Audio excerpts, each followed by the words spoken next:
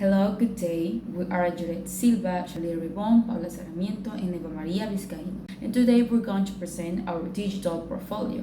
In this presentation, we are going to share the second part of it, which includes the main topics started during this period, which are globalization and the spread of English, internationalization of education, and sociocultural movements and education.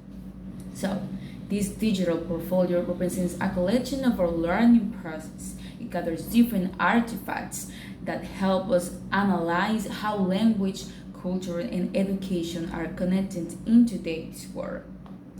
About our main objective was to critically reflect on how English has become a global language, how education is being internationalized through language policies, and how sociocultural movements continue to shape educational systems. So, by developing this portfolio, we wanted to know how these factors influence our professional formation as future teachers.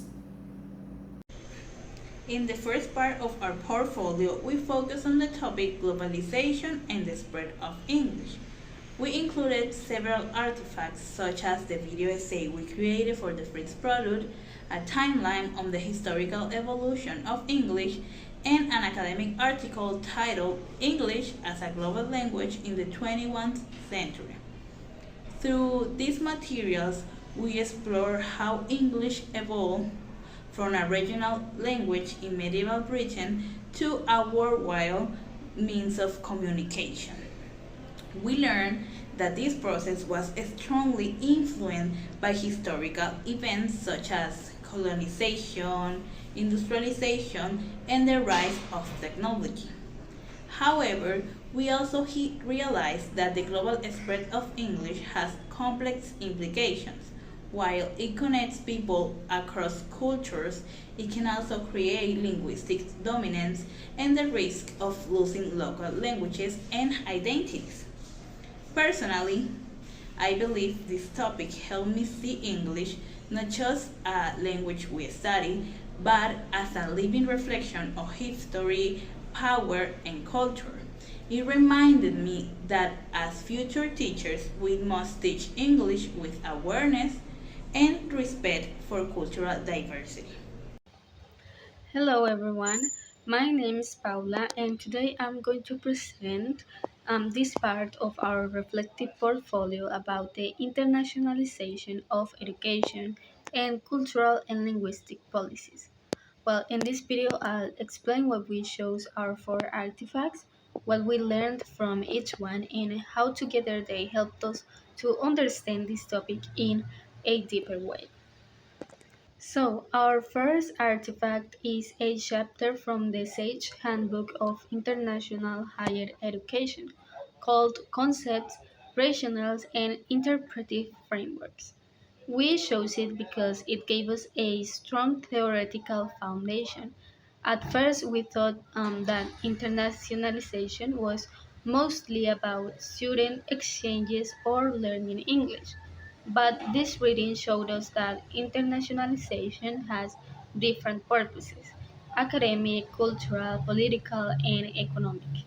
It helped us understand that every country and institution interprets it differently depending on their goals and, of course, the context. Our second artifact is a YouTube video from a student that helped us really understand the challenges that the internationalization of education may face. It is a strong and fundamental artifact because it explains the whole picture, not only the good things but also the not so good things. Well, the third artifact is a research article about the challenges of internationalization in low income countries. We chose it because it reminded us that it is not the same everywhere. Some institutions face economic and structural limitations that make it harder to implement global programs. This article taught us to think critically, that internationalization must adapt to local realities and not just copy global models. That's why our next artifact, the fourth one, is really important because it is about our Colombian context. It is called Multilingual Policies and Practices in Higher Education, a Colombian study. This last artifact focuses on Colombia, and that's why it is so meaningful for us. It explores how Colombian universities are trying to balance global demands, especially the importance of English, with local languages and cultures. This study helped us connect all the previous ideas to our own context. We realized that language policies are not only about teaching English, they are about inclusion, diversity, and of course, identity. Okay, so what have I learned this term and things I consider that are really important? First, well, I thought that globalization was mostly about technology, travel, and the spread of English. I didn't realize that it also brings questions of power, culture, and identity. And that while English can connect people, it can also create inequalities and marginalize local languages and cultures. Studying the internationalization of education helped me see how these global processes played out in schools and universities. It is not just about studying abroad or learning English. It is about creating spaces where knowledge, languages, and cultures meet with respect, guided by cultural and linguistic policies that decide whose voices are heard and valued. At the same time, learning about social cultural movements showed me that education is a space for change and inclusion, where inequality can be challenged and diverse perspectives can thrive.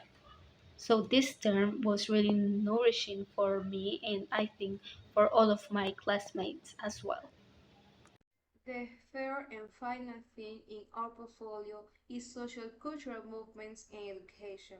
For this session, we have included an online illustrating the possible futures direction of social movement in the field of education, a video explaining social movements, and a chapter from a book on the interaction between the state, social movements, and education reflect a dynamic of constant struggle to redefine the meaning and scope of education. From this theme, we learned that education is not neutral but deeply connected to social justice, identity, and change. Movements such as feminism, civil rights, and environmental activism has influenced education content and access to opportunities. Education has become a space where people can challenge inequality and build more just societies. Hello again. I'm Jared Silva, and as a seventh semester student of the Spanish and English program at the Universidad Popular del Cesar, I'm going to proceed with my reflections. Well, before this research, I saw English as an international language, right? Used for travel, for study, for work. I also believed that education was mainly about teaching content and to help students to improve their language skills.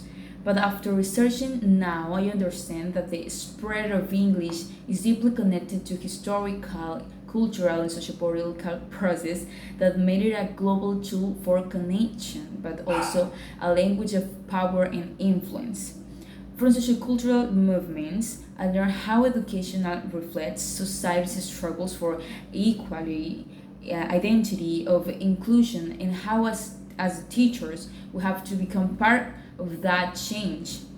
Then, through internationalization of education, I discovered that teaching English means preparing students to be global citizens, which means open mind, cultural aware, and ready to communicate across borders. So, in general, each topic encouraged me to see that teaching English as a foreign language also implicate the promotion of respect for diversity, to be critical thinking and intercultural understanding in our students.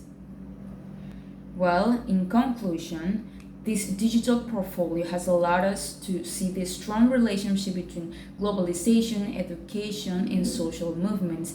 We have discovered that English as a global language plays an important role in connecting cultures, but it must be taught critically and responsibly. We also understood that education is a continuous process of transformation, reflecting who we are as individuals and, of course, as a society. So, thank you for watching our presentation.